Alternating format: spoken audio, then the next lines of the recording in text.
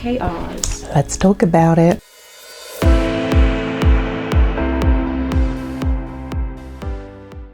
When you use OKRs correctly, they're one of the best tools out there to turn big, messy strategies into daily progress. If you've ever felt like your business is busy but not moving forward, or if you just don't know where to start, then OKRs may be the missing piece.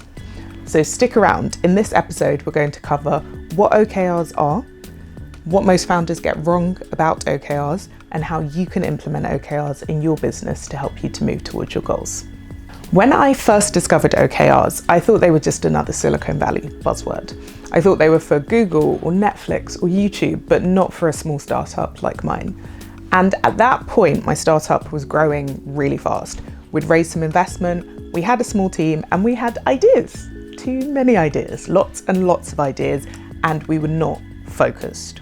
We needed something to help us all move in the same direction. And that's when I read an article that a startup founder, Sharmadean Reed, wrote about OKRs. We discussed it in our team and decided to test it out. The first objective we set was to serve over 1,500 repeat customers within a quarter.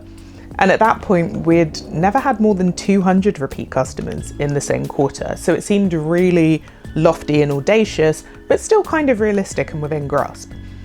And when we implemented that, the team got focused. They went from asking, what should I be working on, to saying, okay, how does this task move me closer to the key result? And that was the change that we needed. We saw reviews increase. We saw revenue increase, we saw web traffic increase, and all of that meant that we did hit our target. We actually surpassed it, and it became normal to serve over 500 repeat customers a month. That's in addition to all of the brand new customers we're bringing through the door. It was revolutionary for my first startup, and it can be for you too.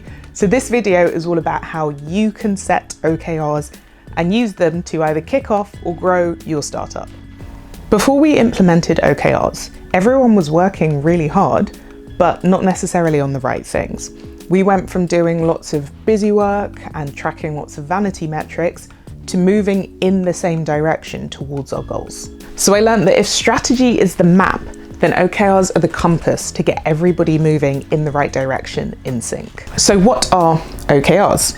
OKRs are a system of management by objective. So the O stands for objective. That's the what you want to achieve. It's your destination. And the key results are how you get there. So the road or the milestones along the way. And essentially, if you see your objective as something like, I want to go to the beach, the key result is the points that you will pass on the road on your way to the beach. There's two types of objectives. So an objective can be aspirational or committed. An aspirational objective is something like become the trusted go-to sustainable haircare brand, and a committed objective is something like get a net promoter score of 70. In one case, you're looking at something that is concrete, that's very easy to measure, and the other one, you're looking at your blue sky thinking, your kind of big lofty goal. You want to have a mixture of both, but if you want to start with just one objective, make sure it's one that is committed rather than aspirational. So tying it together, objectives are your destination, key results are the milestones along the way that prove you're making progress. So let's go through the mistakes that founders make when implementing OKRs for the first time. The first is treating them as tasks or a to-do list instead of something that is a strategic objective that will help you to move forward. The second is setting too many. Ideally, you want to have a maximum of between 2 and 4 objectives and about 3 to 5 key results for each. If you have more than this, then your team loses focus and they cease to help you to move together with purpose. The third mistake is making it too vague. Saying we're going to grow sales sounds nice, but it's meaningless. Unless you define how much you're going to grow your sales or by when, then it's not an OKR, it's just a dream. Fourth mistake is copying other companies. You're not Google, so they might have some really impressive OKRs, but you need to set some that are relevant for your resources, your strategy, and your company. And the fifth and final mistake is writing them down and then forgetting them. At a minimum, you want to have a meeting with your team, or if you're a solo founder like me, with yourself, where you look at those OKRs a minimum of once a week. You have to look at them regularly to make sure you're making progress, and you want to actually track them. Next, let's talk about how OKRs fit in with strategy. So if you haven't already watched my video on strategy, this is a good time to do that. The link is in the description below. It's really important to note that your vision, your strategy, your OKRs, your key results, your KPIs, they all fit together, but they're all slightly different. So let's talk a little bit about the difference between OKRs and KPIs. So the key difference between OKRs and KPIs is that KPIs are a lagging metric. What do I mean by that? Well, imagine you've gone out today, you've done a whole bunch of retail therapy, you've gone shopping, you've spent a lot of money, and you look at your bank account and it hasn't updated yet. The activity that you've taken part in today hasn't yet synced with the reality of your bank account. So it might look like there's more money in there than actually is the case. So what you're looking at, the amount of money in your bank account, that's an example of a KPI, a key performance indicator. It's something you look at to make sure you are moving towards one of your goals, but it tells you more about your activity over the last week than your activity right at this present moment. Whereas if you're thinking about your OKR, you want to look at what you did today. So the activity you might track is the transactions you actually made as a key result as part of your objective to spend less money. Or if you have an objective, a personal OKR, that you want to lose weight, one of your key results could be around the amount that you eat, the amount of calories you take in, or the amount of exercise and movement that you do. And you'll be able to track these based on things like your Apple Watch and how active you've been, how many steps you've taken, how many workouts you've done, or a calorie tracker that shows you how much you've eaten. But if you stand on the scale, the number on the scale might not necessarily match the activity that has been going on, because the number on the scale is a lagging metric. It's going to take into account the way that you have been eating and moving your body for the last couple of weeks or even months, and it's also going to be impacted by other factors outside of your control. Things like your hormones, things like water weight or bloating. It's exactly the same when it comes to objectives and key results compared to KPIs. KPIs are really useful lagging metrics to use for updating stakeholders. So if you're doing a report for your board, for your investors, or for any other stakeholders, even your team or your customers, you probably want to use KPIs to track how things are going overall. If you're focusing on what you're going to do day to day yourself, or what your team are going to do day to day, then you need to think more about your OKRs. And I'll show you how I track those later on in this video. Okay, so we're on to the really exciting bit, how to write good OKRs. And I'll show you some of mine as an example.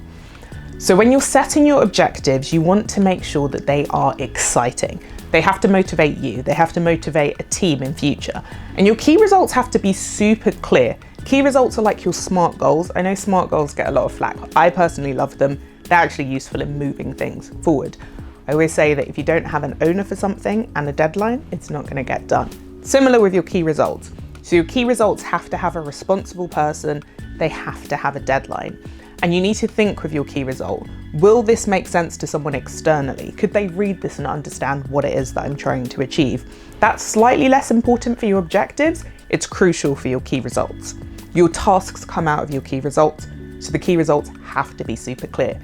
And here is an example of the way that I do it. I use a spreadsheet. I like using a spreadsheet to track these because I think it just makes it so much clearer.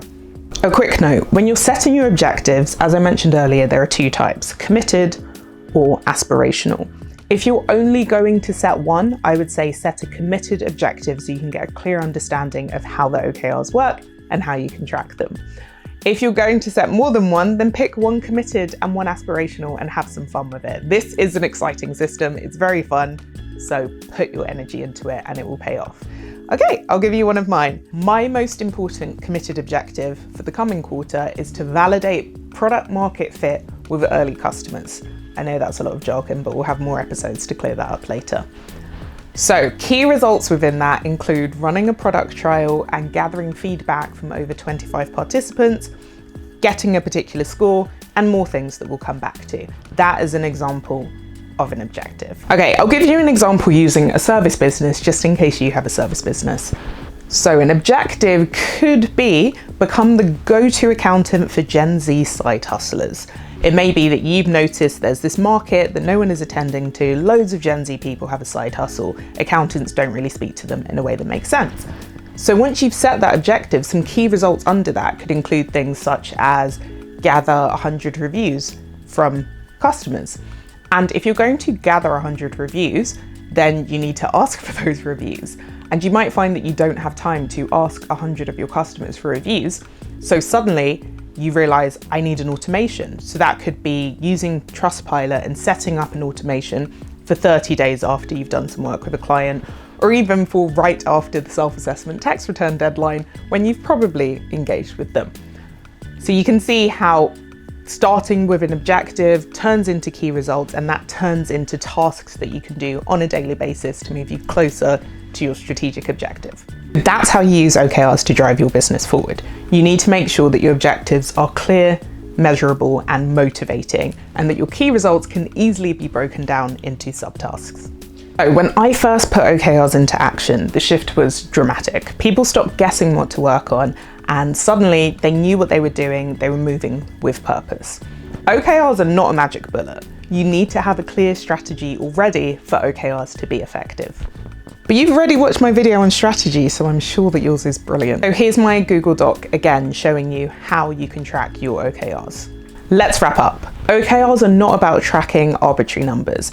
They're about making sure you're moving in alignment with your strategic objectives. So if you're feeling overwhelmed, or if you don't really know how to get started with your business, then give this a shot for a quarter. What do you have to lose? Start off by setting 2 objectives, one aspirational, one committed, and then for each of those set 3 key results to help you to move forward. Make sure you open up your spreadsheet every single day to have a look at them. Yes, I look at mine every single day, and make sure that your tasks that you're doing each day are important and urgent tasks, but most importantly are aligned with your OKRs, which are aligned with your strategy. A challenge for you. I want you to come up with an objective for your startup or your idea of a startup and write it in the comments below. I'll pick my favorites and I will give you some suggested key results that you could use. Right, so now that you've got your strategy, you know how to set OKRs, what do you do next? Where do you focus your first key result if you are really truly starting up? Or if you're launching something new in your business to help you to move forward? And I'm going to suggest that you use the MVP model. That's a minimum viable product, and we'll talk all about that in our next video. Can't wait to see you there. Oh, and if you want more information on OKRs, I recommend Measure What Matters by John Dewar. He is like the OG of OKRs. So check out his book. Here are some other suggestions you might like too. You can read High Output Management by Andrew S. Grove, Deep Work by Cal Newport, which is a personal favorite of mine, Thinking Fast and Slow by David Kahneman, and Mindware by Richard Nisbet. Those books will help you to focus on how to set objectives and key results that are strategic and that align with the data that you have to power your business. Thanks so much for watching. Please like and subscribe, and I'll see you in the next one.